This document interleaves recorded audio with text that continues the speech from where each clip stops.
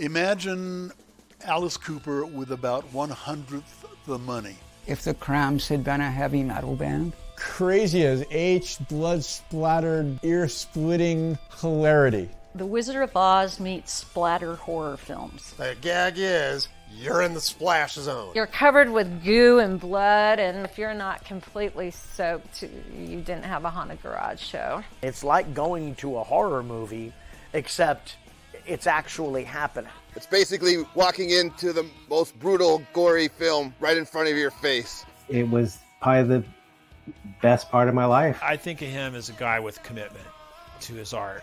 That's Dookie. I mean, he wants to take it as far as he can take it. You gotta see this band. Wait a minute, you're gonna get this. Oh, thank you.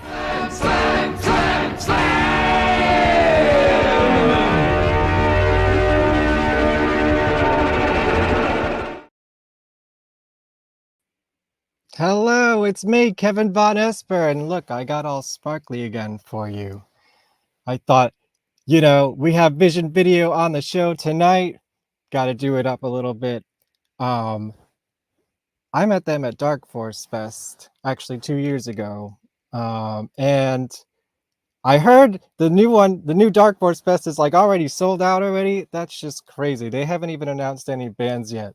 That I hope if you're watching, you can make it. It's a great time. I'm the official videographer of the weekend. Did you all see the promo video? It's on darkforcefest.com and it came out last week. It was a whole recap that I made from last year. Oh man. It's just like 3 days. I think I was awake for 3 days straight. But I got some great stuff. So go watch it. I don't know if I can play it here. I think I get in trouble for some music, but maybe we'll do some commentary later without the music. Anyways, happy summer, guys. Let's do this.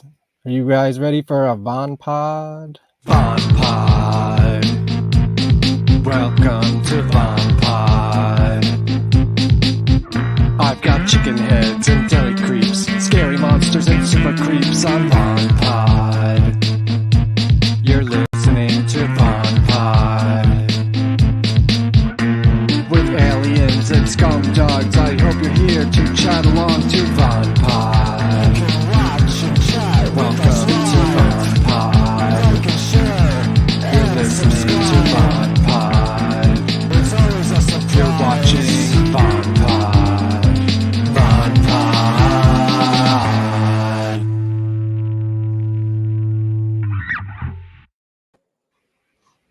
Hello, it's Dusty from Vision Video. Hi. How's it going? What's up? A rare week when you're not touring, right? I know, yeah. We just got back from 2 months of such, so I'm very happy to be home, actually. Yeah. Which is why I'm not wearing any makeup. You look fabulous. I know. Well, tonight. Whatever. I'll just look good for the both of us tonight. How about that? There you go. Although I do want to talk about fashion in a little bit. So for sure. First of all, I like these kitty ears. Thank you. And it goes with this like neon. What is that? A neon gray? It's like a gray with a cross. Yeah.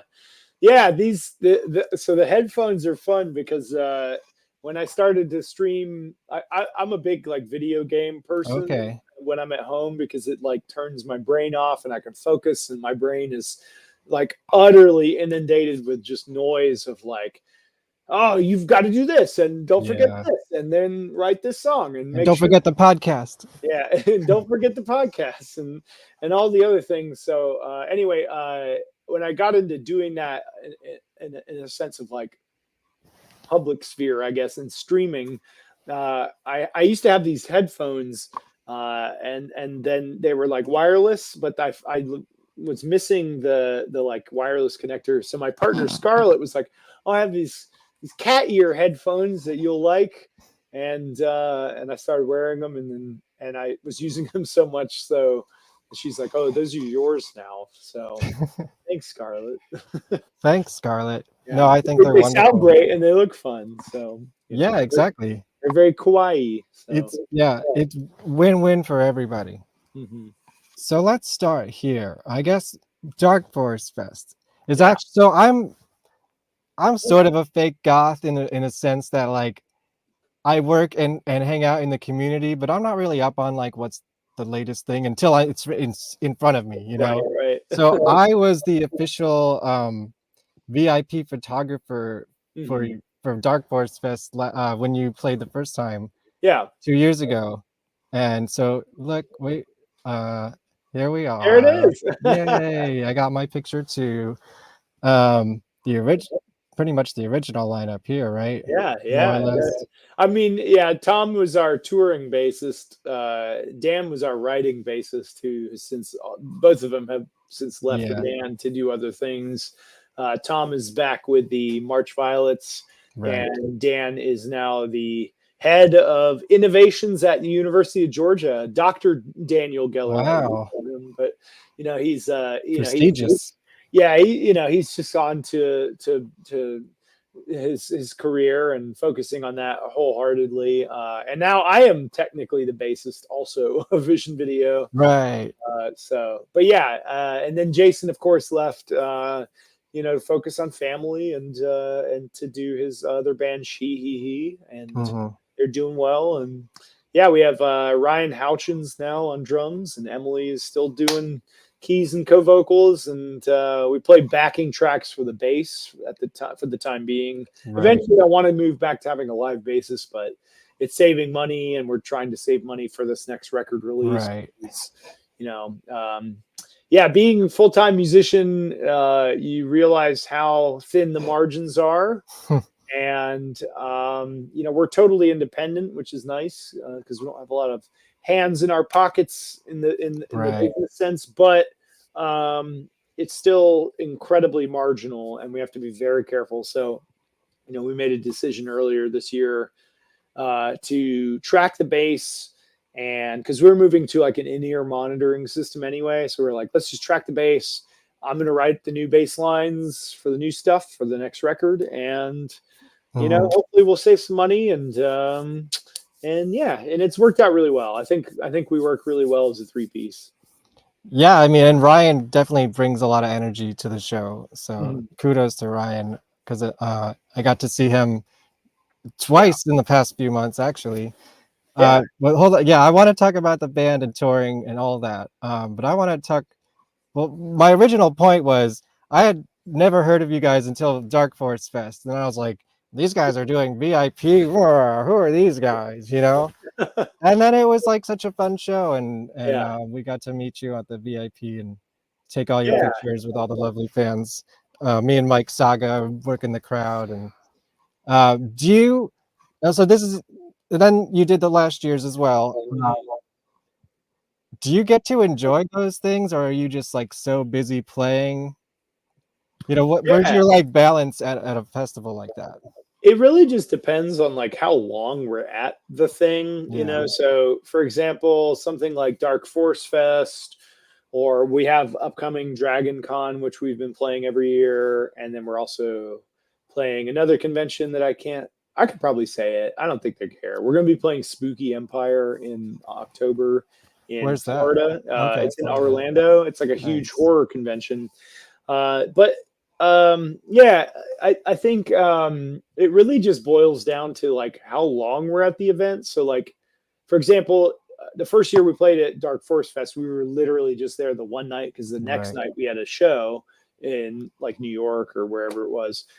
So I mean, if we're able to stay at those kinds of larger festivals or conventions or whatever, then it's super fun. Otherwise, it's a little like crazy and aggressive because you're like in the middle of this big convention where people are there for like 3 to 4 days, and you're there for like 12 hours maybe. So this year at Dark Force Fest, we were there for 2 nights, which was nice. awesome because we got to go see a bunch of really good bands and bands that we like and that we're friends with, bands like Night, and who else was there that we are good buddies with? There were a couple other bands. Well, Then Comes Silence. Then Comes Silence. Yeah, exactly. Yep. And it said that was awesome to actually be a participant and Right. or a fan of the music rather than a participant.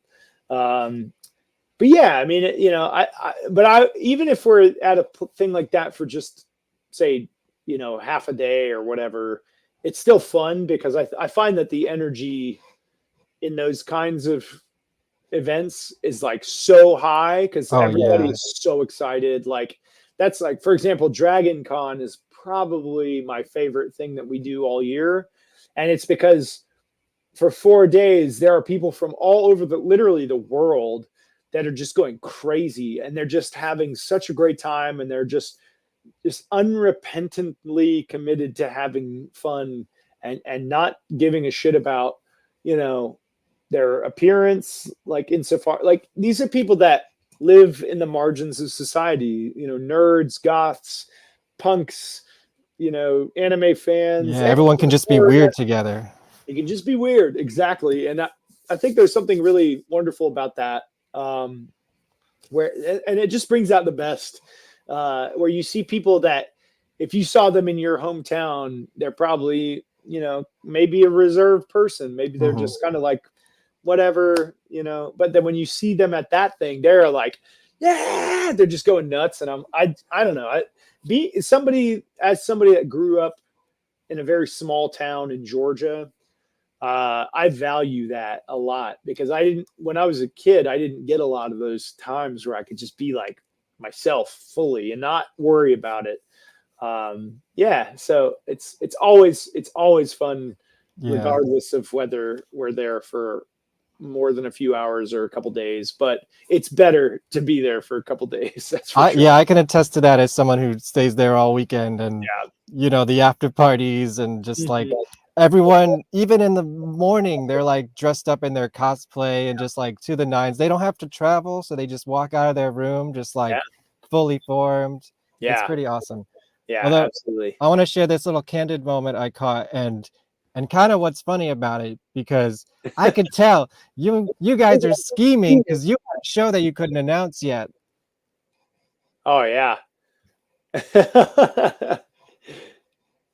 So anyways, there's Sean Templar. I do all his parties in New York City, the Red Party. And then of course, when you came back recently, yeah. I was like, oh, they couldn't announce it at the show, but it was like the day later, I think. So they do have, like, as most festivals and conventions do, there is a proximity clause. Yeah. So we had to wait until after the event so we could announce that New York show.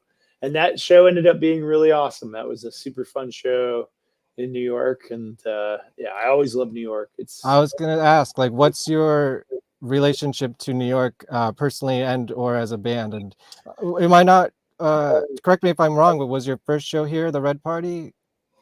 Yeah, that was our first New York show, maybe. I wasn't there, but I do work for them now, and I'm at every Red Party now. If anyone want to get their picture taken by me, I'll be there. Saturday, this weekend. Mercury Lounge. Yeah, there we go. Yeah, it's where we played Mercury with Rose Garden Funeral Party. Oh yeah, another favorite of theirs. Yeah. It was super fun. I've always loved New York. When I was younger, I was obsessed with it, and I wanted to move there. I never did. And now that I'm older, I don't have any interest in moving there because too expensive. Let's say the expense would be egregious, and I probably couldn't afford to live there.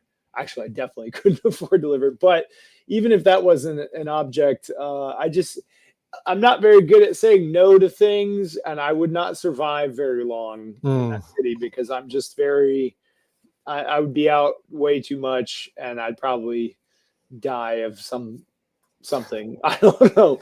But I mean, New York to me is a wonderful place for me to visit because then you can leave afterwards. I can go back to my like very domestic life of living with my cats and my partner here in Georgia, and having a little bit of room to do so.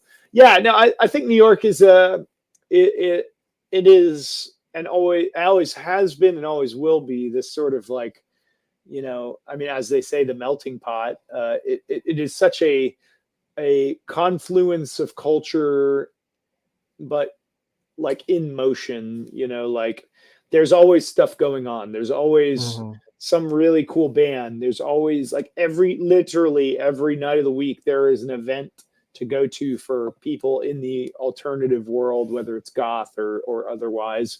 But there's also, you know, high art and performance art and yeah, it's just, there's so many cool things to do and see, and it never ends. I mean, the city that never sleeps, that moniker is there for a reason. Yeah, I just think it's a fascinating place, and I always enjoy it. And I think that some of the maybe almost too cool goths, but definitely the coolest goths live in that city. I mean, it's like We got some cool goths here. I can tell you.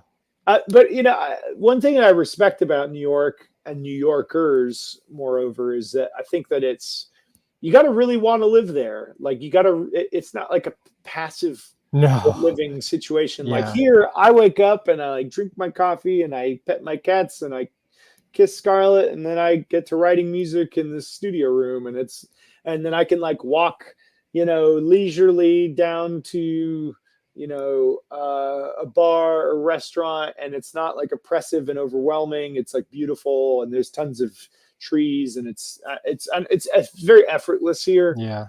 New York living is hard. You gotta, I mean, it's expensive, it's difficult, busy, it's noisy. It can be dangerous. It can be overwhelming, you know, just as physically overwhelming. The buildings are huge, and it's hard to get out of that, you know. And it's so I've always respected New Yorkers, because I think it's one of those places that has this sensibility within the people that live there, where it's like, even if you take like a goth kid and, you know, somebody that's like sort of normally diametrically opposite, but they're both New Yorkers, it's like there's something in common there, and they'll at least be able to relate, because it's tough living in the city.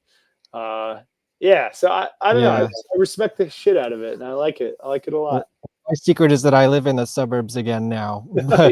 But I did live in New York City for 15 years, or give or take, and now I take an hour drive to visit, and then I leave. You know, I don't miss the subways. They were great when I was in my 20s, but now I'm getting older, and I like my car. It's funny how your tolerance for things like wanes out. I left during the pandemic, which was like a really rough period, because it was like you're living in a shoebox with roommates and you can't go anywhere. And you can't really work. You can't afford anything. It's just like, oh my God. That was overwhelming. I had a lot of friends in the city during that time, and I was a medic, a firefighter, paramedic at the time, and I was dealing with the pandemic in a very literal way. But I mean, it was also like, I hate to say it this way, but it was also kind of an amazing time for me, because I was so able to just sort of walk out of my house and just walk around the neighborhood, you know. And like I used to run all the time during that time. Like I would go on these super long runs. I discovered a love for running during that time, because there were no cars on the road, basically, and I mean, I just had free range. I would run downtown. There'd be nobody down there. I'd just run around the city, because I live like right next to downtown Athens. It's like a 5-minute walk from my house. Oh, nice. And it was kind of a serene, weirdly, like it was a very dualistic time for me, because part of it was just chaos and horrible atrocity and insanity, and just like dealing with so many people dying and all this horrible shit. But then I'd come home and it was just like, hey, you got nothing to worry about. And that, I mean, it also helped us rise, you know, to notoriety on some level, I guess, because that's when I started making content and pushing our music and getting it out there, you know, working very hard, but I had the time and the space to do so, because I wasn't distracted by anything. I wrote 3 albums.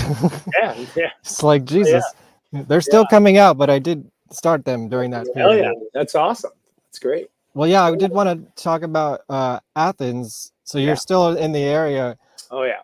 Obviously, I'm sure you hear this from everybody. You know, B-52s, REM didn't wasn't RuPaul around there too, somewhere around there? Maybe a Maybe little Atlanta. further. Maybe Yeah, might be Atlanta. Atlanta. Is Yeah, that how far is that from? that's like an hour. Okay, so It depends on the traffic, but an hour, right. anywhere from an hour to 2 hours. So Depending like on, New York City for me, yeah. yeah.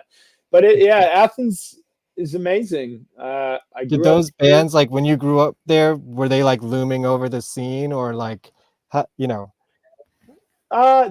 They were kind of like, they were still extant bands, I guess. Like when I was a teenager, REM was like in their kind of end stage of that life cycle of that band. I think they broke up in the early 2000s officially. It sounds about right. Yeah. Yeah, and they were like the biggest band in the world for a while. I mean, they were bigger than U2, and they were absolutely huge. And I mean, straight up, I'm a huge fan of both REM and especially their early work, and then the B-52s. I'm a massive fan. And to that point, the first show I ever saw when I was 16 years old, it was the B-52s at the legendary 40 Watt Club. And it was like a reunion show. They hadn't played in a while, and they were like, they were playing like all over the world, but they were like, oh, we need to play Athens. So I think it was like their 30th anniversary show or something like that. They played at the 40 Watt, and I was too young to get in, but my high school girlfriend's mom knew the owner of the 40 Watt. Wow. And she got us in to to go see the show. And like without any adult supervision, because like, we weren't there to drink. I didn't drink or do any drugs or anything at the time. Yeah, I was straight edge in my teen years.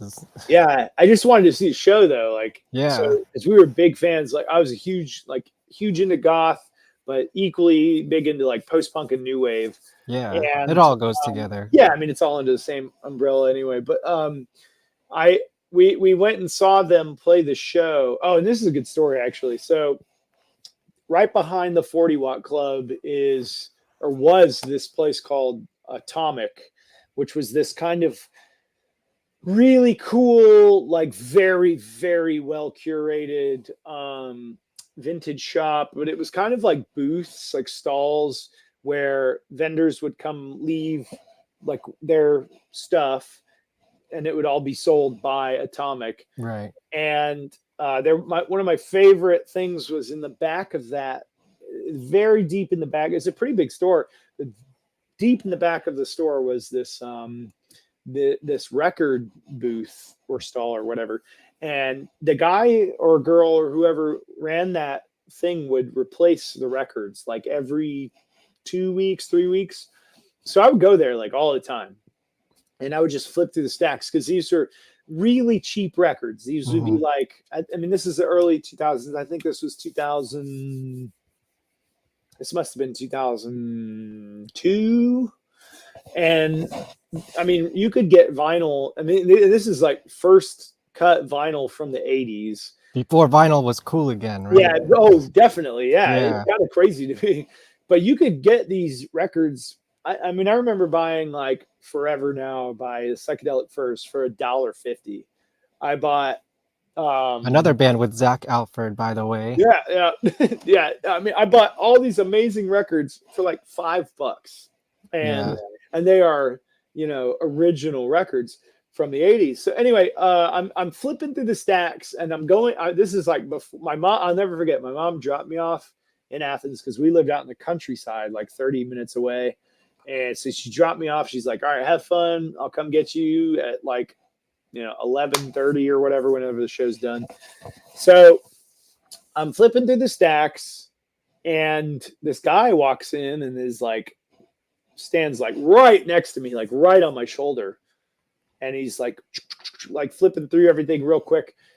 And I look over and I'm like, holy shit, that's Fred Schneider. Nice. From the V-52s. Yeah. And he's like, and he finds it and he literally pulls out this record and he goes, there it is. He literally talks like he sings. Yeah, I can only imagine. Yeah. So I was like, all right, I got to see what the deal is. So I followed him kind of sneakily to the register, and he's like, he goes up to the girl at the register and he's like, I just thought, I saw this in the record stacks earlier and I just wanted to buy this for you because I thought that you just have to have this. And I was like, what the hell? And it was something I've never been able to find this record. Oh, weird. But it was called, and it wasn't the Adam Ant record, but because I would have recognized that, but it was like Music to Strip To. And it was some like 60s record. And he bought this record for the girl and then walked out. And I went up to the girl and I was like, was that Fred from the B-52s? And she's like, yeah, he's really weird. And I was like, yeah, but that's awesome. Wow. Anyway, yeah. Did she put it right back in the stack? No, she kept it. She kept it. I feel like I had that record at some point that I picked up. I might have sold it. I gotta find it. I'll have to check Discogs on that one. Yeah, but we went and saw the show, and I mean that was my first like real show that I had chosen to go to. That my parents weren't like, we're going to this concert. Yeah. And I remember standing in the crowd with my girlfriend at the time in high school, and we were both like, I was funny enough, like she was way more social than I was. I used to be very shy when I was in high school. I was very like, I was just kind of quiet, and I was only kind of outspoken and out of my shell with my friends. But I'm here, and it's like me and my high school girlfriend and like a whole bunch of adults. And I'm like, I felt so nervous and so uncomfortable. And then there was no opener. They just came out and they just laid into it. And absolutely, I'm pretty sure they literally started with Love Shack. Oh, wow. Which is a big song for Athens because their Love Shack was an actual place. Like, oh, okay. You ever been there? No, this is before. It literally, I think, burned down in the like sometime in the early 90s. So that was like way before my time. But sure, there was an actual dance like hall, like if you could call it that. It was an actual shack that everybody went to go dance at, and so they started with that. And that room just lit on fire. Like everybody went fucking crazy, and I was like, there's something amazing to this. There's something magical about this. And we were dancing and just going absolutely nuts. And I remember thinking to myself, I was like, because I was into music, I was super into goth. And like I said, goth, post-punk, new wave was my thing.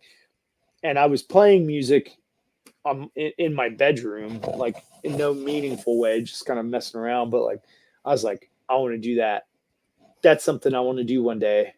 And I think that was something that really inspired me in a big way to do like what we do now. Yeah. Did you have like a high school punk band, or like what's your history with music before Vision Video? It's funny enough, it's kind of marginal. I mean, in high school, I played in one little, like we played one show so I was a theater kid. I was in the drama club or drama class or what's whatever. Your favorite musical? My favorite musical is I really like Sweeney Todd. I really like I'm like a kind of a Sondheim guy, so like Into the Woods is really good. But I really like, Wicked. I saw Wicked on Broadway. I saw Sweeney Todd and Wicked on Broadway, and it was absolutely incredible. I saw Wicked once. Yeah. Wicked's just like insane. That's such a spectacle. To be honest, like my favorite musical, I would call it a musical, if not a rock opera, but whatever, is Hedwig and the Angry Inch. Is like my absolute all-time go-to favorite. But no, so we did this talent show. It was mostly the drama club, but there were a couple like musical arrangements, and it was mostly like somebody just singing a song to like a track. But I played in this band.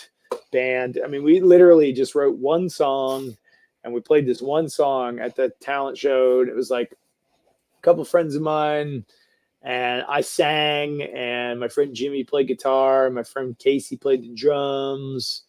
And Did it have a name? What was the name of the band? I don't even remember. No.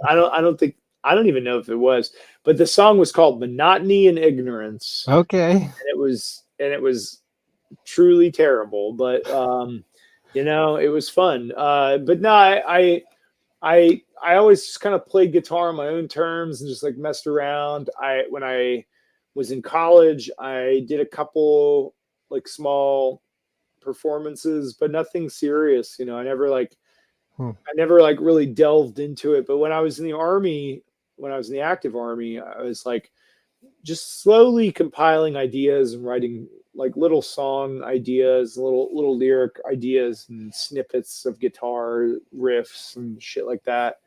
And it wasn't until I left the Army where I was like, all right, I'm going to go to grad school, which I never did. I ended up becoming a firefighter instead. Mhm. But I was like, I'm going to go back to Athens. I'm going to go to grad school, and Athens is a great music town.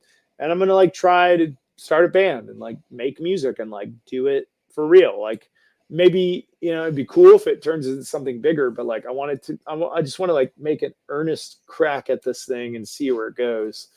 And that's like kind of how Vision Video started. It was just like finding the right. So that's people. really kind of like your first band. Oh yeah, I mean that's incredible. Band, yeah. Wow. Okay, let me ask you this. Vision Video, from what I gather, was the name of a video store by you, right? Yeah. Do you remember renting any cool, weird B movies from there? Like, what are your favorite B movies? Oh yeah. Oh my goodness. I mean, I don't know if you can see that is run over of my collection of terrible B movie DVDs and Blu-rays. Yes. The rest of it, there's about 300 movies in the living room. Yeah, no, I am a huge horror fan. So we had Captain Video here. That was our local video Captain store. Video, that sounds fucking amazing. Yeah, but I was too young to really rent like the really good stuff. Yeah. But I saw the tape covers, and now I'm like, oh yeah, Chopping Mall. Yeah, Chopping Mall. That's a good one. Yeah. Yeah. I actually got to meet Kelly Maroney this year nice. At Pensacon. She's Nice. such a sweetheart. She's my horror crush. Kelly Maroney. She's so beautiful, so wonderful. She's in Chopping Mall. She's in Night of the Comet, which is another great one. Now, those are two good ones. I mean, my go-to like cult horror movies are like, Return of the Living Dead, Dawn of the Dead, Dead Alive. I like the zombie movies. That was the stuff that really got me. Lots of movies with dead in the title. Yeah. But I also love a lot of giallo Italian stuff, like The Beyond and Zombie and Suspiria. Argento and Fulci stuff. Yeah. All that stuff's really great to me. I'm trying to think of The Dead Next Door. That's more dead movies. Yeah, The Dead Next Door. I don't think I've seen that one. That's like a super. That's like a Z budget. Like, I think they made that in like '89 or something. That's my prime area. Late '80s B movies. That's like my favorite. This is I'm not kidding. This is a Z movie. They shot this thing on VHS camera. Oh no. But there's a lot of love in that movie. The Dead Next Door was shot in Ohio, outside of Akron, and it's for this production company called Tempe Films. Tempe. I've heard of that. Yeah. Yeah, TEMPE, like Tempe, Arizona. Walter Bookwalter or Bookwalter. Yep, I've heard something of like him. that. Yeah, he did that movie, and it's just really shitty. It's not a good movie. The plot is incoherent, but like, I love watching movies where it transcends this like sort of studio corporatism where it's like, oh, it has to be this, and this, like, and you can just tell there's like a lot of love that went into it. Pure. Yeah, it's like it's real, it's like, and you could just like every time I watch a movie like that, I'm like, man, I would give $1 million to be on that set and just see how much fun that they had, like, because all the gags, like all the special effects gags are so good. There's just like all the gory, crazy bits are just it's like somebody like made that out of nothing. Like with next to no experience, they were like, let's see if this will work. And it did, and it's, I don't know. That movie fucking rules. Anything like that. I love that stuff. I love it. I can watch that stuff anytime. Well, here, can we do a little bit of a commentary? Because this is totally on the subject. For sure. So you did a video. Oh yeah. You did a little horror video that I've been enjoying.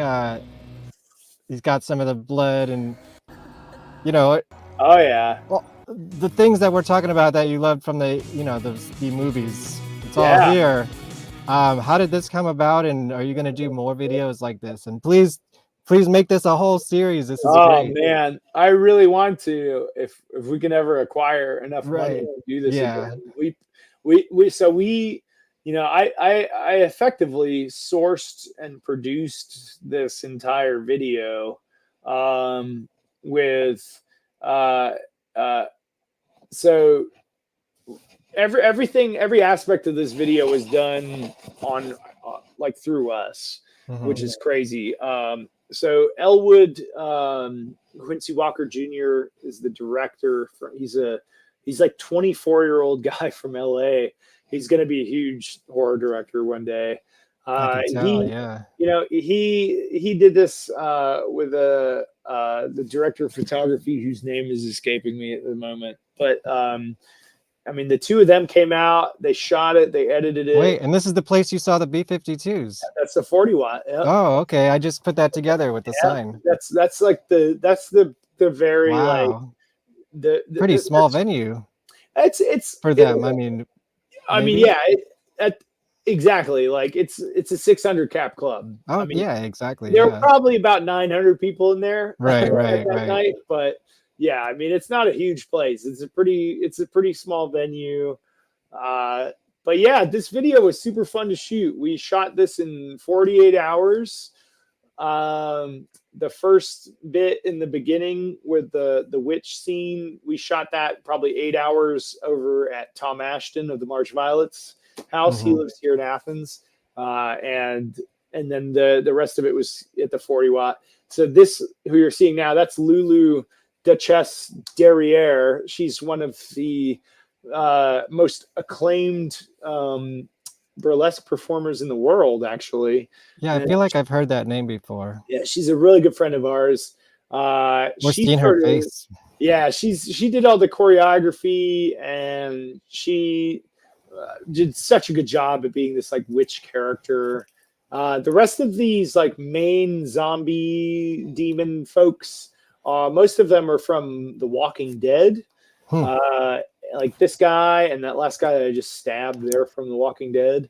And we had a team of about 5 makeup artists do the makeup for this video, and they just absolutely did an unbelievable job. And it was truly like a dream come true for me, because it was like being part of something that I've always wanted to do, which was make a horror film. When I was a kid, I wanted to be a director. I wanted to do special effects makeup. I wanted to do all this stuff. I wanted to make horror movies. So this was a realization of that. It was like getting to do that finally, which was super cool. Yeah, I know you had. I've heard you talk about being into special effects and stuff as a kid, and how that kind of dovetailed into like the makeup that you do, right? Yeah. I guess my question should be, when you started the band, did you have a clear vision of what you wanted to look like? And do you do something different every night? How does that work for you?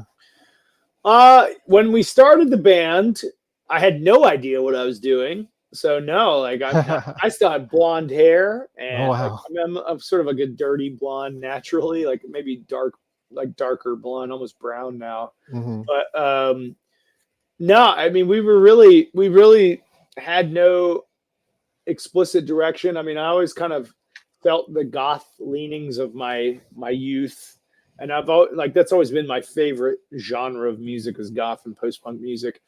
And that was always a heavy influence, but like it wasn't until like we kind of got our teeth cut on the band a little bit, we were like, all right, yeah, I want to start wearing makeup. I want to start doing the stuff that I love.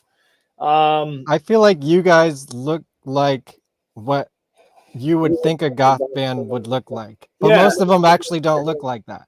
Yeah, a lot of them don't. I mean, and I mean, I think you just got to find your sense of style with it. Yeah. But when we found our identity with it, it was like clear, like, okay, this is the way forward. We got to keep doing this.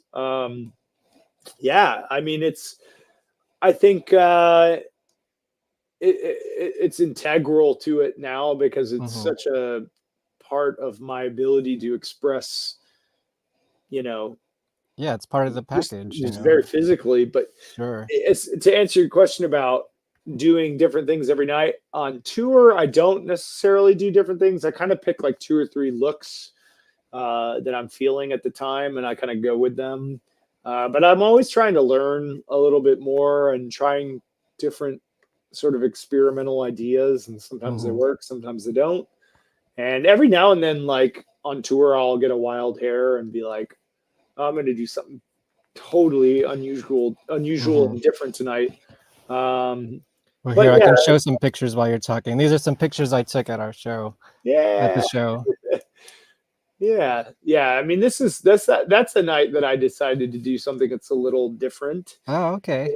The line work is not like, I usually kind of do this like splattery weird shit because it's like, it's kind of fast and it's a little more forgiving than doing like straight line work where you're trying to be symmetrical, like in this, picture. But yeah, I mean, it's and that's us. That's a very indicative photo. Yeah. But yeah, better with my camera. Right. It varies from night to night, and I just try to let my subconscious brain guide the direction that it wants to go in, essentially. Well, I think this is related. Do you regret ever becoming goth dad? And like, that goes along with the image. Like, how did that come about? And yeah, do you regret it at this point? No. Are you stepping away from that image? No, I don't regret it. I don't think I'm like stepping away from it wholeheartedly. I mean, because I don't think I could if I wanted to, because people just sort of like are like, oh, it's goth dad. I mean, it's great. I think. Yeah, and I like it. I mean, so it started with, our original bass player Dan is from the Midwest, and I met his parents, and I've always thought that there's something like hyper wholesome and Americana about like the Midwestern accent. And I'm weirdly good at doing accents. Like if I hear an accent for a few hours, I can do it. Like something about my brain is just really good at that. But when it was like right after the lockdowns of COVID ended, and I was like, so I do these things, I call them scratch tracks. Like I'll write most of the instrumentation for a song, and then I'm trying to figure out the vocal melody. So I'll oftentimes come up with like nonsense gibberish words or jokey lyrics or whatever. That's how Placebo did it too. Yeah. It's a great way to like figure out a vocal melody. And I one day had this like bass line and guitar line, and I don't, just somewhere out of the blue, I was just like, wouldn't it be funny if there's like a goth dad, like a 50s TV dad is like hyper wholesome, but also just like actually goth, like not in like the appropriated television kind of way too, like knew the shit, like knew it, and I made these like jokey lyrics, and that I made that little theme song, and I sent it to Dan, and I was like, oh, what do you think about this? And he's like, oh, it's hilarious, you should post that. And I did, and it like caught on, and people were like, "Oh, this is amazing! This is hilarious! Like, what does he do?" And I was like, "What do you mean? What does he do?" And they're like, "Well, he's a character, right? Like, what is right? Yeah, what's the shtick?" And I was like, "Oh, okay."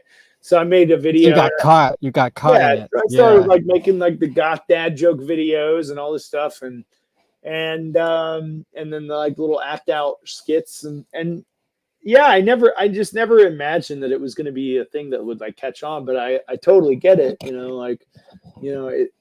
It's warm and welcoming, which nobody else has done it. yeah, and I think the goth scene needs people to be like, hey, come in, it's always a niche thing, but it can die like that. We can lose this whole scene. I always tell people, like, look at The Cure, Sisters of Mercy, Bauhaus, et cetera. These bands, all these guys are in their late 60s. They're not going to be playing music much longer. And when they go away, when they stop touring, when they stop doing the shit, the scene can just stagnate and die. So you got to bring people in. And so it kind of dawned on me. I was like, okay, this is like a cool thing for me to use to, like, I mean, yeah, undoubtedly sort of advertise the band, but also pay homage to a thing that I have a lot of love for, which is the goth scene. And that it's something I've been a part of for like 20 years, And it just it just really escalated. So yeah, I think that it's very bizarre to me, because I meet a lot of people who are like really grateful for the character, and I haven't done a lot of it lately just because I've been so busy, and it takes me forever to come up with good ideas to film and shoot and to like construct these. Sure, that's like a whole another full-time job, Yeah, I mean, and it was at the time, with the pandemic and the lockdowns, I had, even though I was still working full-time as a firefighter, I had way more time because I was not touring. I didn't have a partner. I had 2 less cats. I had, we'll talk about cats later for sure. Oh yeah. I had a much different life at that point in time. And it's just so much more difficult to find time to do anything, let alone write music. Even though this is my full-time job now, I do music full time. But I definitely am not like purposefully stepping away from it. I feel like sometimes it's kind of run its course, but then other times I'm like, oh yeah, I need to make like more videos because people value this, and I don't want to let people down.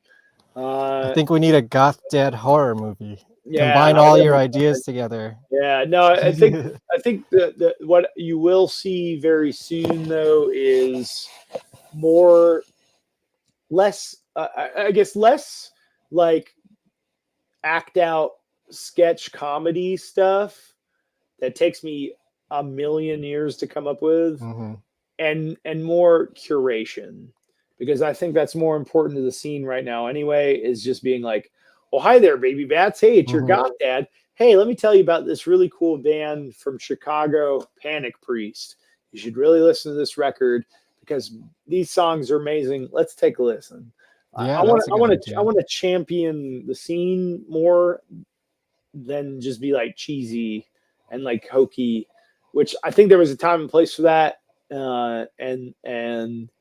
And I just want to elevate it.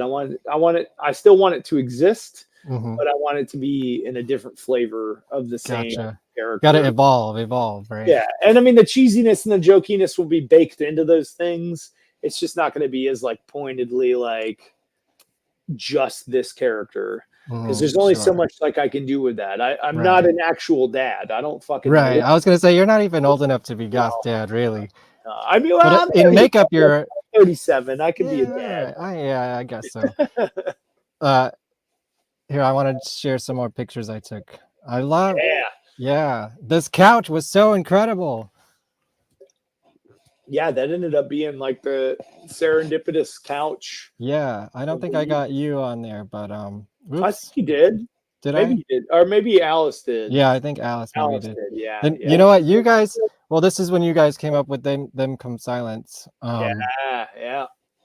But you guys are very usually for bands on stage. I do video, and then I like doing portraits of people.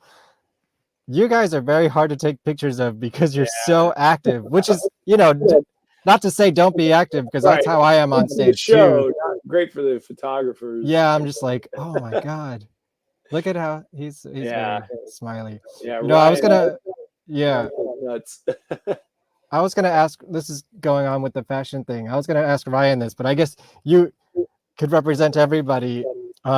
I need recommendations for fishnets. Where do you get your fishnets? I need some good fishnets. I've been wearing the same fishnet shirt for over 20 years that I got at Trash and Vaudeville in New York there you City. go. Well, that's kind of my go-to,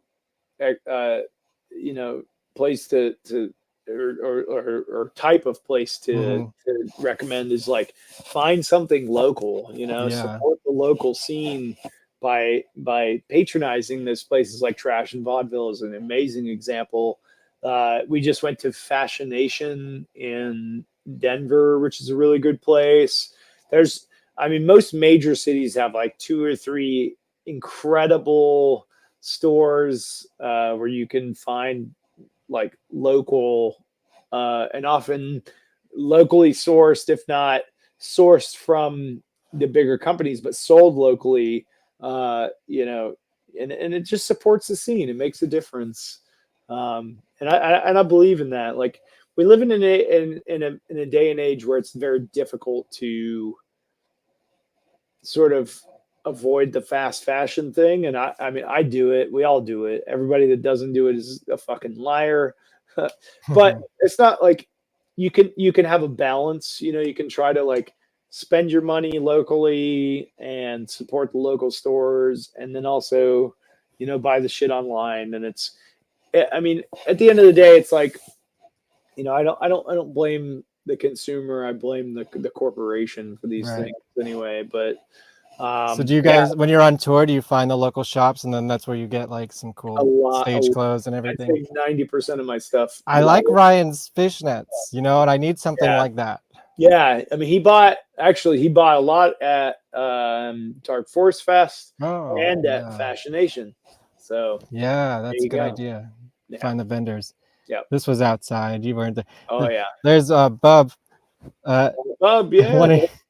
I actually met Bub at a show with like 30 other people where Reeves Gabrels was playing in his solo band. Oh yeah. I couldn't believe there was like nobody there, and that's where we met. And then again at Dark Force Fest, and then at the show. Bub's everywhere. Bub's in all photos.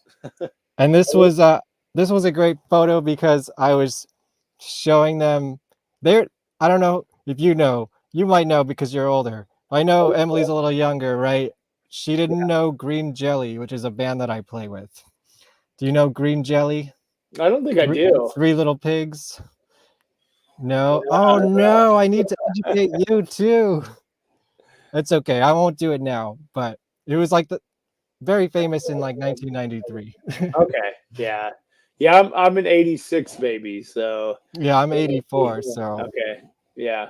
So you might have just missed it because I was like a little too young for it, but I caught it, Yeah. I might know it by ear. It was like listening to things. So it's like the members of Tool met because they were in that band together, and oh cool. And he was the voice of the Pigs. It was like their famous video. But anyways, I made them watch it and I took a picture of it. So they're watching the video. Anyways, that was a moment. Nice. Let's talk about this, and are we ready to get a little bit serious? And then we'll end with some levity. Okay. Yeah, sounds great. I didn't know you were doing this week, but hey, you put out a new song, so let's promote it on the show, right? Hell yeah. Go check out Baklava Kiss. Did I say Balaclava Kiss. Baklava is the dessert. Baklava. Balaclava. Yes. Oh man, I really messed that one up. Yeah, baklava is the delicious. It's the Weird Al version. Pastry. Yeah, exactly. Balaclava. Balaclava. There's 2 L's in there. Yeah, Balaclava Kiss is Tell me about this. Yesterday. Yes. Yeah, I saw this image like back in November or December of last year when we started writing the next record, and it was just this image of this. It was a girl. It's like a girl. It's just some random Instagram account. I have no idea what the context was, but it was this girl wearing a balaclava or a ski mask, and she's like pulling it up and she's kissing this guy. And I was like, oh, I love the dualism. It's kind of like Spider-Man. That's yeah. It's like this weird dualism to this image. And I I don't know. So the song is all about sort of my political sentiments, the heart and core of my political sentiments in America right now. It's like, we're sort of in this like very shitty predicament, in my opinion, of having to choose between straight up Christo-fascism or, diet mild fascism. Right. It's Yeah. like, we're damned if we do, damned if we don't. But I mean, there's a clear option, in my opinion. We absolutely cannot let Donald Trump fucking win the presidency, because I mean, and I'm glad that the internet is doing its thing. Project 2025, which I've known about for over a year, like it's starting to really get exposed right now, which is awesome, because fuck these assholes. Like they're absolutely insane what they're trying to do. But it's like you're being forced into this position where you're like, for me, I find what our current administration is supporting on behalf of Israel and the attempted genocide in Palestine is abhorrent, and I will not be convinced anything else to the contrary, because of my military experience. I know how modern warfare works. As a former infantry officer, like I understand the concepts and the principles, and these people are utterly decimating, Palestinians. They've destroyed the infrastructure, the cultural facets, the history, the very lives, the homes of these people. And I find it utterly abhorrent that we are forced to have that as our only viable alternative to Donald fucking Trump. Like it's like, so anyway, it's so sad. I think we're at a sort of embarkation point, a divergent path, so to speak. In America, where we're going to have to choose becoming very, very stringent on the people that work for us. It's not the other way around. We're not beholden to them. They're beholden to us. So we can either choose to hold them accountable and start voting and getting out in the streets and making a lot of good trouble, as the late John Lewis from Georgia would say, or we go down the road of violence and bloodshed and fascism and control. And that's what this song is all about. I mean, it's pointedly aggressively against Donald Trump, but I think it applies to all fields at this point. Because I wrote that song in December, and we can already see how it's evolved since then. And I just have so little faith in the system at large, and we have to make change. We have to. If we don't, we will end up in something that is something akin to The Handmaid's Tale, or worse. And I've given a lot up to this country, and I love this country in a lot of ways. I love the people here. I think we do have a lot of freedoms and a lot of things that are really wonderful and amazing, but we have to protect them. And we have a responsibility to get into the streets and make that good trouble. Make that, like I always say at our shows, nonviolent non-compliance. That's the way forward. Take up space, get up, cause trouble, but nothing that destroys, nothing that ends or and nothing that causes harm, but that causes dysfunction, because then you're fucking with their money, and that's what speaks in massive volumes, is fucking with these people's money. That's all they care about, really. So yeah, and I just find the balaclava is like such a divisive image. It's just one of those things where people go, oh, terrorism. And I'm like, no, it doesn't have to be that way. It's actually just literally a ski mask. Pussy riot. Yeah, there's nothing illegal in most places, although many states are starting to make masks illegal. Right, I see. Yeah, they hate the protesters that much. Yep. That's a whole, yeah. One of the reasons I did want to talk to you was because the last time I saw you, I really did take more notice about the things you were saying between songs, and I really wanted you to expand on that a little bit here. because I thought that was just as interesting as the music, you know. Yeah. And I assume you get better at telling the people what you want to say with each show that you do it at as well. So it's just progressing. And I know there was I don't know if it was really viral, but I'm going to call it a viral clip of you doing one of your speeches, and then getting some pushback, you know, from the someone from the Israel. Did you end up talking to that guy after the show? No, that guy was a fucking total pushover. Like so to give context, does this happen often, or was that like a one-time sort of? It's happened a couple times. Usually people just like throw up a middle finger and leave, and I see it every time, and I'm like, bye-bye, see you later. I don't care. But this guy, we were playing Kansas City at this really wonderful venue called the Record Bar. And to preface, I'm very like come as you are with the goth scene. You can wear jeans and a t-shirt. I don't care. Like it's whatever. It's about the music. It doesn't like you don't have to look any certain way. You can either be fully decked out in makeup and crazy clothes, or you could be in whatever you want. It doesn't matter to me. But this guy, sometimes it's like where there's smoke, there's fire kind of thing.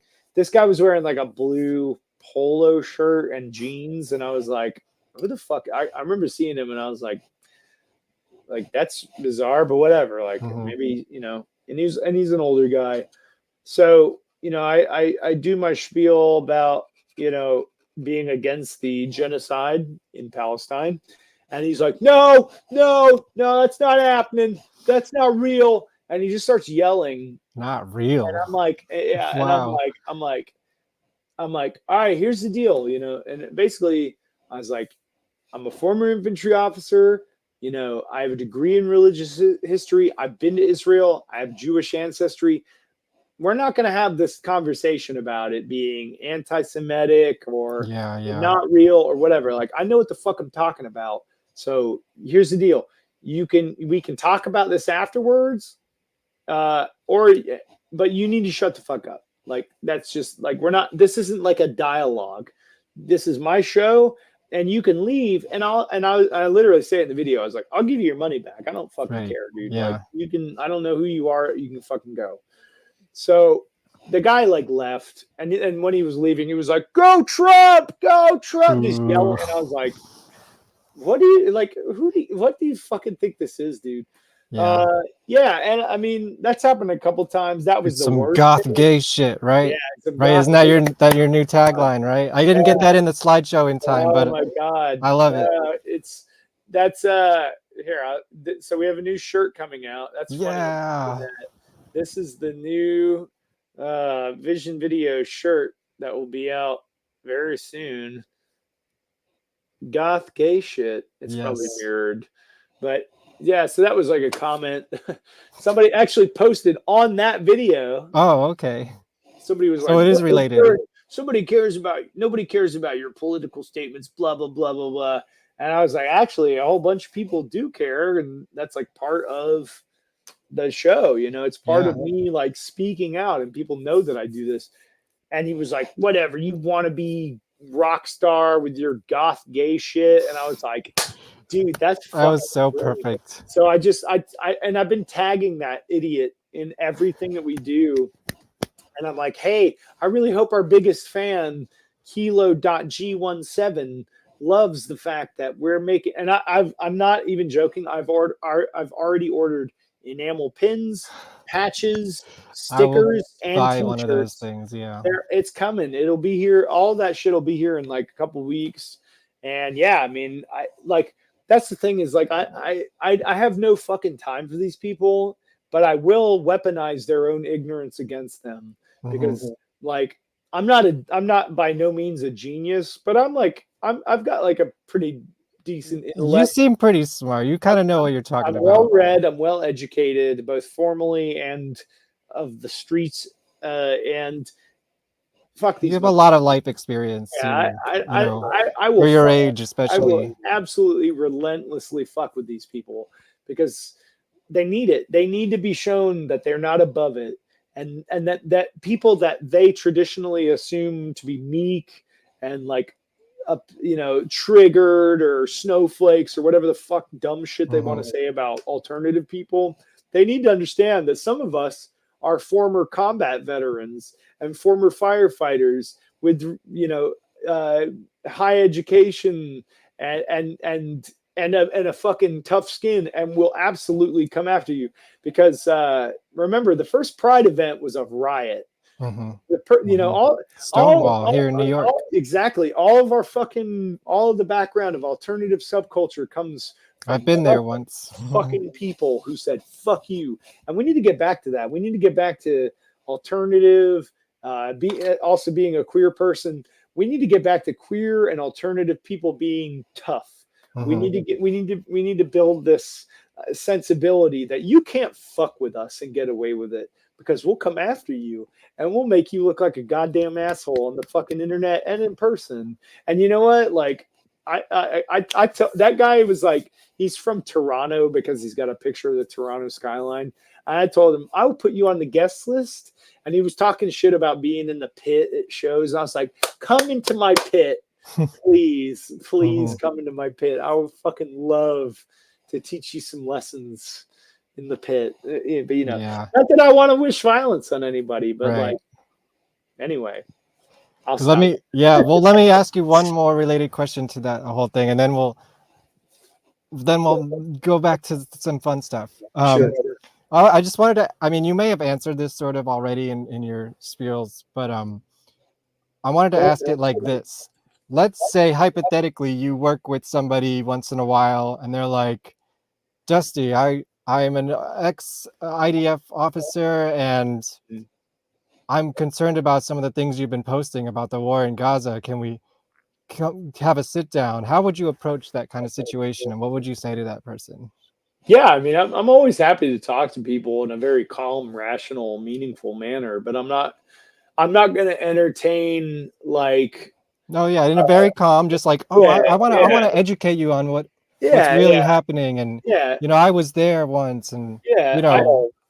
I'm always happy to talk to people like not on the internet, but face to face, and like with the ability to have non-emotional discourse about things. You know, because I get it. You know, it's really tough to listen when somebody has something that's so diametrically opposed to what you're saying, when it is so emotional, when lives and you know, so many atrocities have occurred. Sure, we're not. Yeah, both sides have definitely bad parts to it. For sure. I mean, you know, and that's the thing that I always supporting people is not supporting terrorists. Yeah, I don't. And being against the war is not anti-Semitic. Exactly. It's like I have no love for Hamas or any like straight up organization that uses violence as a political tool, especially on behalf of civilians. Like when they target non-combatants, that's where I'm like, you lose me. You lose me completely. But you know, I also understand that when people have been oppressed for decades and decades and decades, they only are afforded so many opportunities and tools to fight against their oppressors. But I think that there's a balance to those things, and it's a really difficult conversation. But what I think it boils down to is like, look at where the money, like you always got to follow the money. Look where the money's coming from in Israel.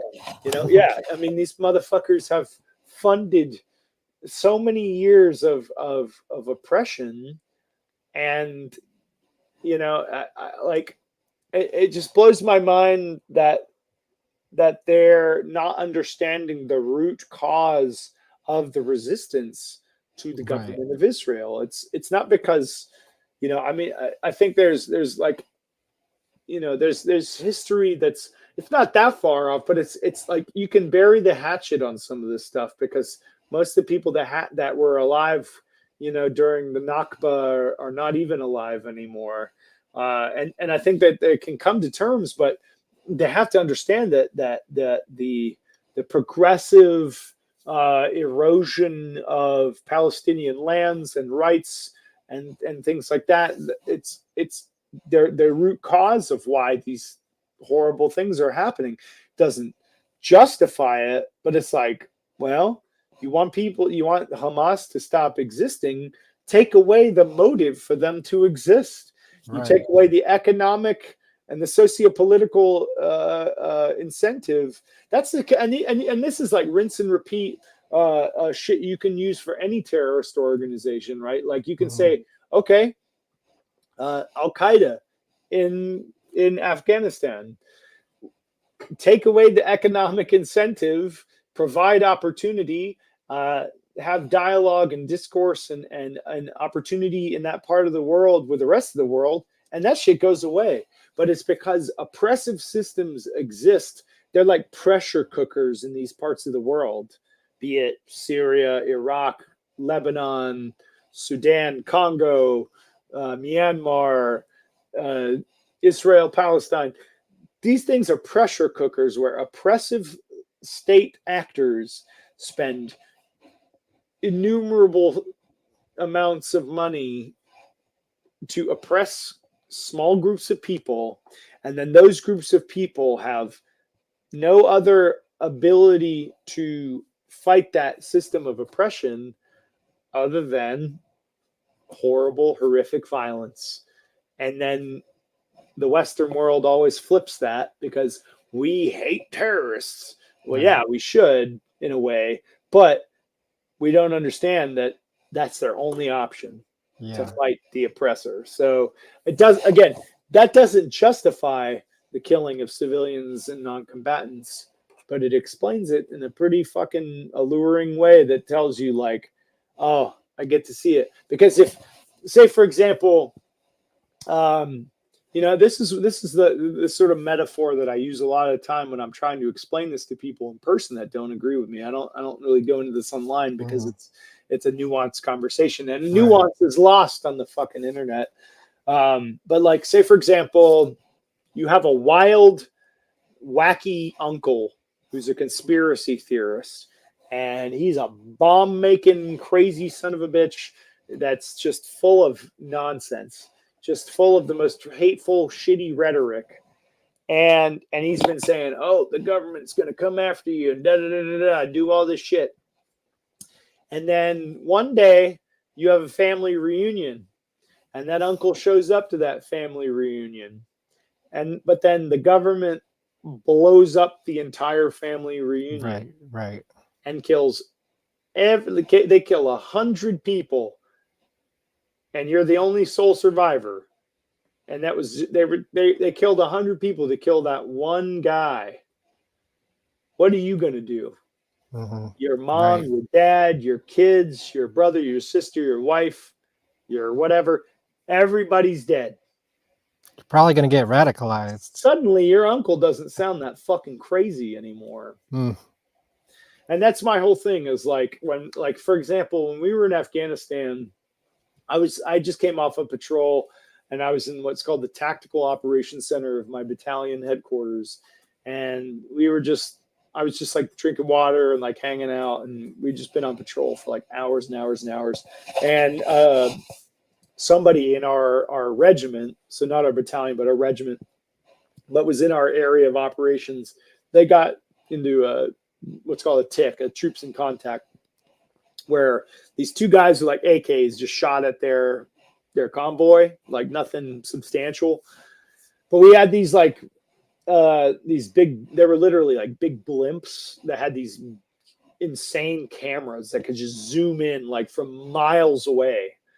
And they were able to get like a bird's eye view of the situation. They saw these two Taliban fighters like running off into a building, and they had like air assets. So they had like, you know, a drone or like a helicopter or whatever in the area. And they were like, oh, we can laze this target and we can drop a bomb on these guys and take them out.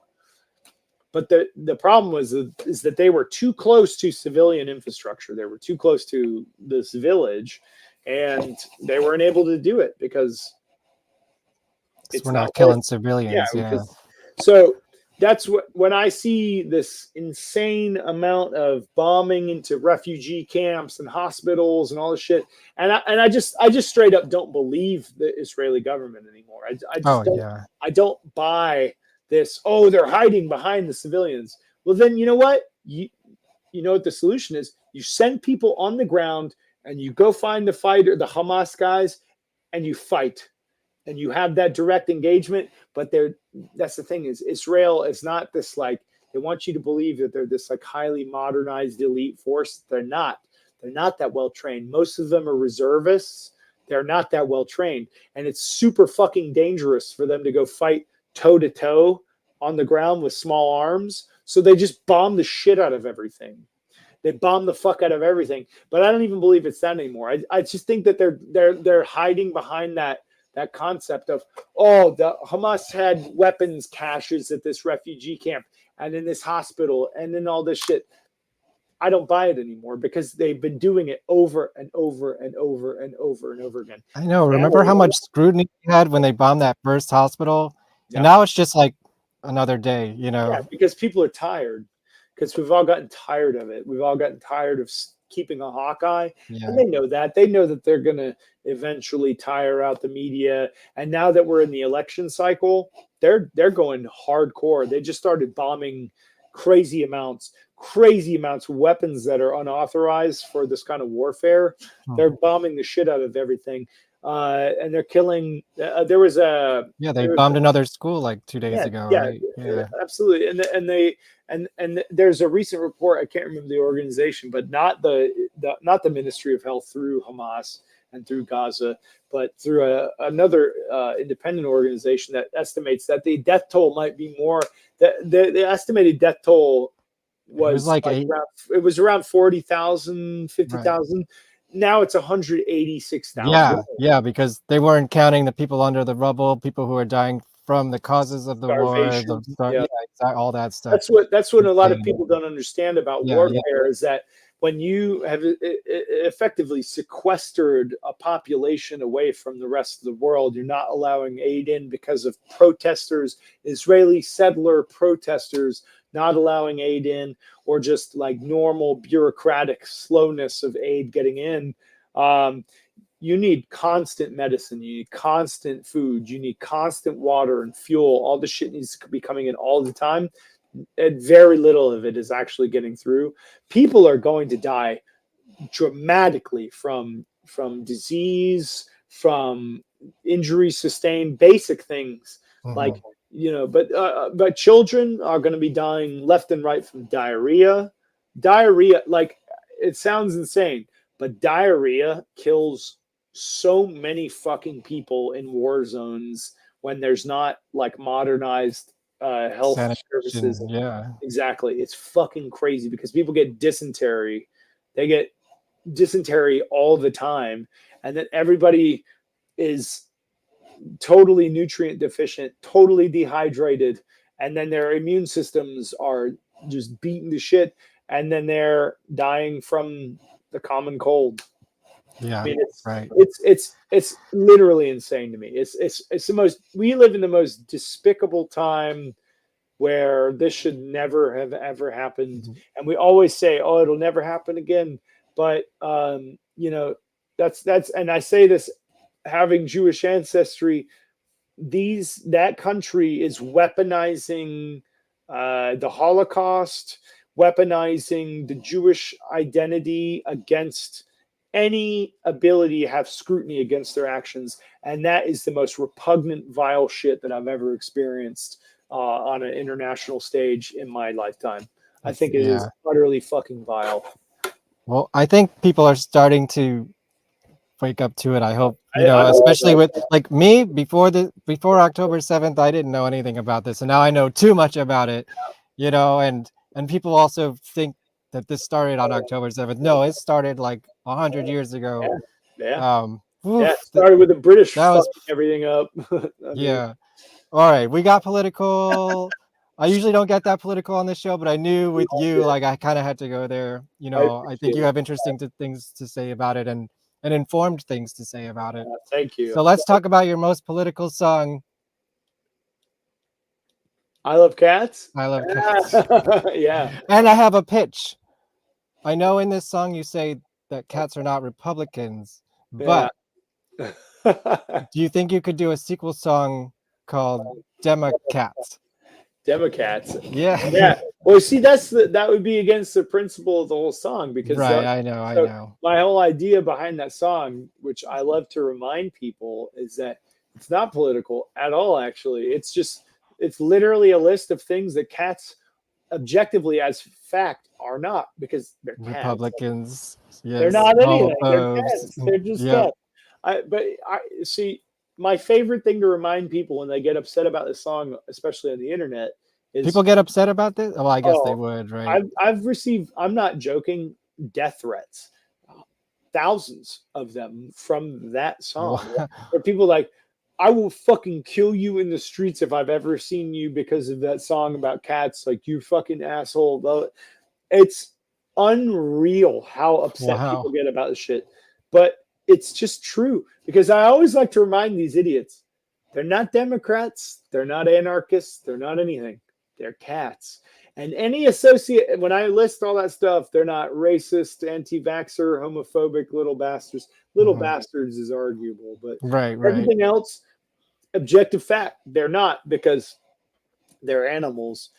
And I just like to remind people, that's just a list of things. Any associations that you make of those things, so if you associate anti-vaxxers or homophobes or racists to Republicans, that is your association. I did not say they are not and they are not. It's just a list. There's no ands. There's no associative tie. It's just a list of things. That's like saying I don't like I don't like this, or this. They don't have to be associated. It's just a list of things. Those are all associations that they make in their own head, which is the ultimate fun part of that song. Is that I'm going, oh, you made that association. That's just a list. Are you surprised at how like popular that song became? And is it going to be on an album or is it just going to be its own thing? Yeah, I think it's just its own thing. Yeah. I mean, it's kind of a hokey, jokey song, but yeah, I mean, I've always now you get people coming to shows wanting to hear it. Right? Well, yeah, we used to not play it because you played it at the last show. I was like, Emily didn't super love that song. Really? It's kind of warmed up to it. She used to kind of hate it because it's like kind of cheesy. But with that being said, I like cheesy. Yeah, I mean, me too. But I've always kind of kicked around the idea of doing like a two-sided like 7-inch with that and like something else on it, and then doing like cat-shaped record. Like little, an etching thing. Yeah, so that. But yeah, no, I don't think it'll end up on a record. Just because like. Yeah, I kind of put that in the category of like goth dad stuff. Like, so much of that stuff is like it kind of lives in a different world. Like our music is so very serious, and it's subject matter is serious. Although the presentation is kind of fun and light, I feel like there's a sense of duality. I kind of like that balance because it's like you don't know you're listening to something that serious when you're at the show dancing around. Yeah, and that's always been, I think that's a reflection of just me as a person in a lot of ways. I'm the principal songwriter for basically every single song. And to me, it's never been like intentional, I guess, but it always kind of comes across that way that everything that I write is sort of, there's a sense of levity to the sound, but the content of the lyrics and the meaning behind the songs is like, very dark and very weird, very, very bizarre. Yeah. So I guess, you got the new song out. What's happening with the new record? I heard you're working with some like Grammy nominated producer and stuff. Like who is that? What has he done? And what's the future? So Ben Allen is the producer of our next record. The record's called Modern Horror. Modern Horror will be out in October. We're still kind of wrapping it up at the end of this month. We're kind of doing it. We've been recording it in chunks, but Ben's an amazing producer. He's worked with, he like kind of cut his teeth on music production in the late 90s with like the hip hop scene. He did a lot of work with like Notorious B.I.G. and Mace and Puff Daddy and all these like kind of heavy hitters in the hip hop scene, made like beats and production for them. Okay. And then he got into kind of the pop world after that. He did like Christina Aguilera and a bunch of stuff around that realm. He won a Grammy for doing the song Crazy by Gnarls Barkley. Oh, wow. Yeah. That's a great album. I have that album. CeeLo Green. Mhm. Yeah. He did all that. And basically, Danger Mouse, right? Yeah. Danger Mouse, who's from Westchester, right next to me. Yeah. Yeah. So but he like, I think in the 2010s, he did a lot of like what he loves to do, which is kind of like indie and post-punk and weird stuff. So he did That's like more your realm. Yeah. He did Maximo Park. He did Atlanta-based band Washed Out, which did the theme song to Portlandia. He did let's see, Erasure's last record. He's done Kaiser Chiefs, Bell and Sebastian, like just a really incredibly diverse, nuanced discography that he's worked on. And yeah, I just really love working with him. He's like, how did you get hooked up with that? So our original bass player, Dan, when he was still working with us, he met him in the early 2000s. And when we were kind of talking about who we should get to do the next record, his name came up through Dan, and Dan was like, "Oh, I'll hit him up and see if he might be interested." And yeah, he looked into the band and he was like, "Oh, this is super cool." And we met up with him in Atlanta at Maze Studios. That's his studio. And we just clicked, and it just made a lot of sense. It was super fun talking with him, and he was like, "Yeah, let's do this thing." Yeah. And it's been a real privilege and an honor to like work with him, because he gets it. He totally understands, but he brings this like slickness and this modernity. This like I have a tendency to just be like super gritty and lo-fi, and he's like, let's make this a little slicker. Let's reel this in a little bit. Let's like make this a little bit more accessible. And I'm like, yeah, that's cool, to be honest. Like I like that. Yeah, I mean the first two records was a little bit more raw. Yeah. And those were produced by Tom Ashton of the March Violets, who and I got my props. There you go. Yeah, those records, I have a lot of love for them, but they're definitely like stylistically very different from what we're trying to do with this one, and I think like the next one will be even more different, because I have some ideas for that one that are going to be in a totally different realm, Oh yeah, I was gonna say, like, how far can you take this sound, and are you gonna branch out from it at some point? Like, where? Yeah, I mean, I foresee, like, I really want to do like a side project soon, and I have ideas for that as well. And we'll see. Like, it's all about time, right? I think I'll start digging into that like at the end of this year, but we'll also be starting to write new stuff already at the end of this year, just like getting into that cycle. Because I mean, I think that Vision Video, the fourth record, will be so different from everything else already, that I want to give it a lot of time to really marinate on those ideas and make sure that it's like really well formed and not just like off the cuff. Because I feel like in the modern day, there's a really heavy pressure of modern artists to just kind of constantly release stuff. And I don't want to do that. I mean, I don't know how much longer Vision Video is going to even be around. It might be a couple of years, it might be 5, it might be 10. I don't know. But I will keep doing this as long as I feel like I'm meeting some sensibility of artistic fulfillment. And if I don't, then I'll move on to the next thing. Like I'm going to be writing a movie script this fall. Goth Dad? Script. No, it's not Goth Dad. No, but it's a pretty serious like horror movie script. That's like, it's probably like A24 territory, but I really like the idea, and I'm starting like principal research on it. And nice. Yeah, I mean, there's a lot of shit that I want to do in my life that's not just this band, and we'll see. Like, I would love to think that this band is going to just carry me to retirement. But I mean, I don't really worry about it at the same time. It's not like, it's not my objective. You know, I just want to make art that matters, and I want to speak out against and for the things that I believe in.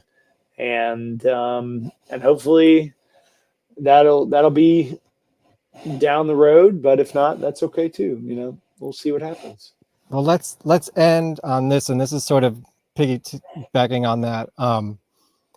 As someone who wants to just give up my whole life and go on tour, yeah, but I feel like I can't because I'm broke. It costs a lot of money. It's just like all the things. It seems like you've really gone all in on Vision Video and actually have done that. Yeah. Do you have any tips on how somebody can do that? And I don't know, either lifestyle tips or on the road tips, or just however you want to answer that. No, for sure. I mean, I think the way we went about it was the best way in the current stage of the music industry. Was like, you know, we built our following during the lockdowns and then out of the lockdowns, but online.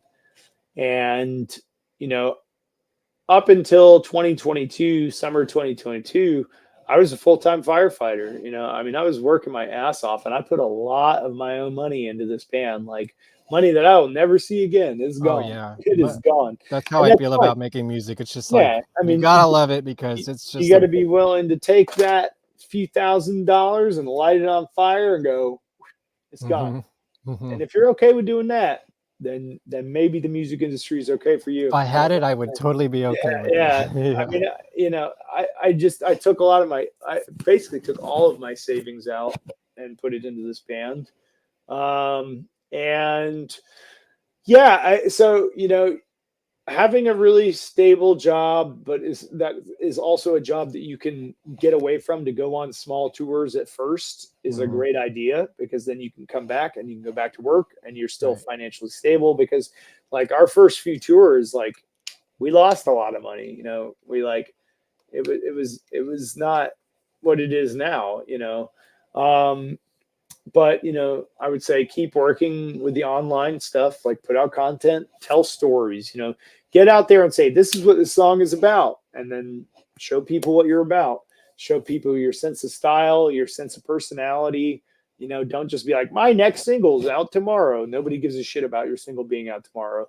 Tell them why they should care about it, not that they should care about it. You know what I mean? And then this is sort of paradoxical, maybe.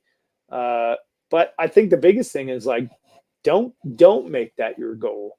Don't make your objective to do music full time, for two reasons. Number one, I think if that's your only goal is to make money or to get out there and to make it your profession, well, then you're worried about something other than the thing. You need to worry about the art. We talk about purity in art on this show a lot. And make the art. The art is the only thing that matters. But on top of that, you got to remember, like, and I say this as coming from somebody that loves going on tour, that loves the process of being out on the road and like literally performing the art in front of people. It changes when it's your job, because you're beholden to it and you think about it all the time, and it becomes a job like any other job. It's still labor. It's still work. And it becomes very scary because you realize there is no stability. There are no guarantees. If I break a leg on tour, if I fall off the stage, I get sick, or not just me, but the other, you know, two other band members or our driver merch person. If anybody gets hurt or sick, that show's canceled. That's money out of your bank account. And even at the level that we're at now, it's marginal. I mean, I'm getting by. I'm not like struggling, but I'm not saving anything for the future. Yeah. You know, we're just getting by, and that's cool for now. But like, what about 5 years from now? What about 10 years from now? You know, these are things that like people if you're in your 20s, fucking go out there and do it. Crush it. You know, fuck around, have fun. But if you're in your late 20s and 30s and 40s, you got to start thinking about this stuff, you know, because I'll put it to you this way: when I was in my 20s, I was convinced that I was going to die in a war because I was a soldier, and I was in the infantry. Like my job was to go fight, and I was very nihilistic. And then the scariest thing is not actually going to war; it's coming home and realizing that there's way more life to live, and that you have no fucking plan, and you're like, oh shit.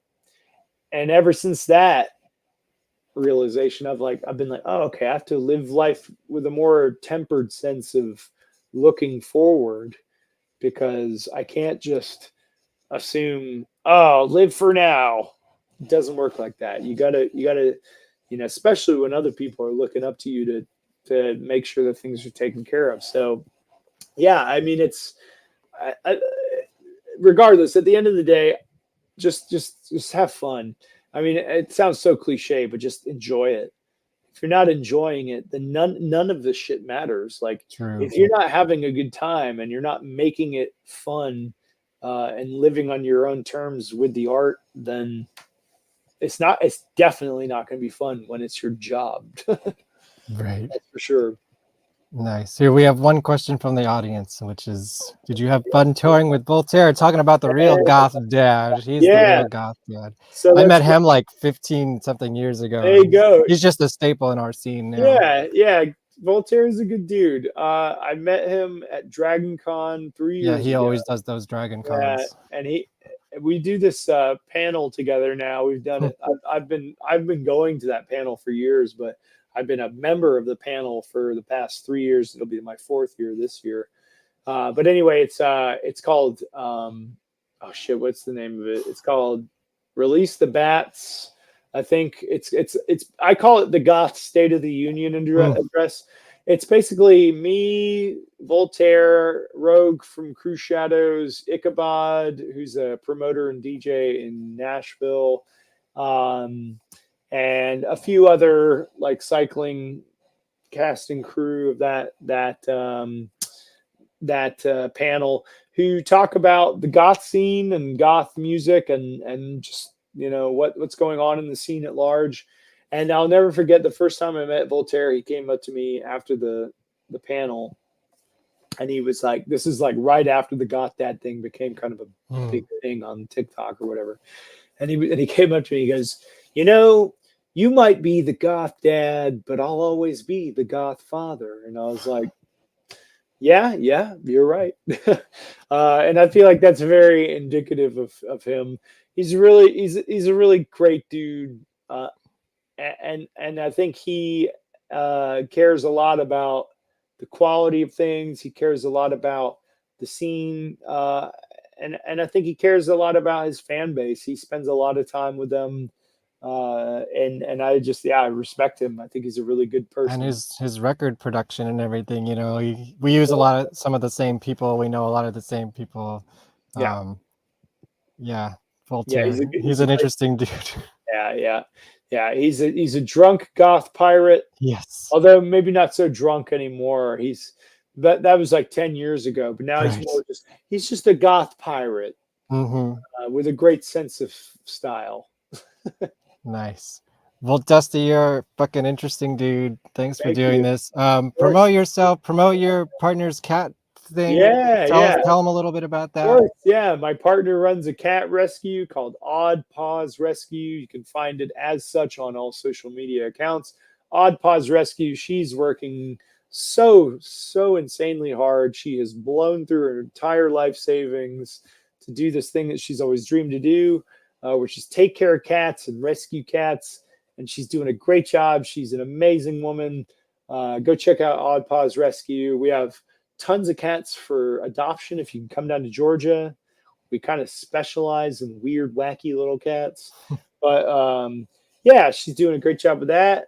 Vision Video and all my stuff can be found. The hub is visionvideoband.com, which you probably see down here at the floater. And it'll be linked in the description. That's got links to all of our socials. It's got links to our Spotify. We're also on all the streaming platforms. We're on YouTube. We're on blah blah blah. Like every damn platform, we're on it. We got the new song Balaclava or Balaclava. Baklava Kiss, if you like. Baklava Kiss. Yes. Yeah, that's out as of yesterday. It's brand new. It's piss and vinegar. It's kind of punk rock mixed with goth rock. And then our next record will be out in October, and that's again modern horror, which I feel like is very apropos. So, yeah, come check it all out. Nice. And don't forget to like, share, and subscribe and comment, because I'm sure with some of the conversation we had today, it's gonna be pretty down in the algorithm. But fuck it, we need to talk. We need to talk about this shit. And the next show will be July 25th. It's a cat. Yes. The man who designed the logo, or he will be designing the logo, but he made this drawing for my documentary that I'm making about B-movie star Dookie Flyswatter and his band Haunted Garage that was advertised at the beginning. Let's see, what else do I got? I'll be playing a couple shows with Green Jelly if you're in the East Coast, Dingbats in New Jersey. Hey, I'm still wait, let me get rid of this. I'm still doing my band Papa version. It's just really, really slow right now. But don't worry, it still exists. I would say go buy my record. This is the Final Boss. You know what? You can try to buy it. I left most of them on tour with Green Jelly and their merch by accident. So I have like 1 or 2 of these hand-drawn covers, everybody. Every single one of them is a hand-drawn cover. And I still have, I don't know, probably some of the old ones here. Welcome to my pity party. That's great. Listen, man, I'm on summer vacation, so go support me any way you can. I'm available for photo shoots. I'll be at the Red Party on Saturday at the Mercury Lounge, and the Pesh Mode boat party the next weekend. We're going to be sailing around Manhattan, and we'll look at all the cool bridges and statues we have to offer. I think I've said my thing. Vision video. Hell yeah. Come back to New York and New Jersey sometime, and we'll come hang out. We're playing New York City at Webster Hall. Really? We're opening for the Chameleons. Oh, that's right. When is that happening? That's in August sometime. I can't remember the exact date, but it's on our website. Yeah. I will probably end up there. Oh yeah, let me know. I'll put you on the guest list. Oh, cool. Sure. Well, then I'll definitely be there. Oh yeah. Cool, man. Thank you so much. Like, share, subscribe, comment below. Peace. Like, share, subscribe.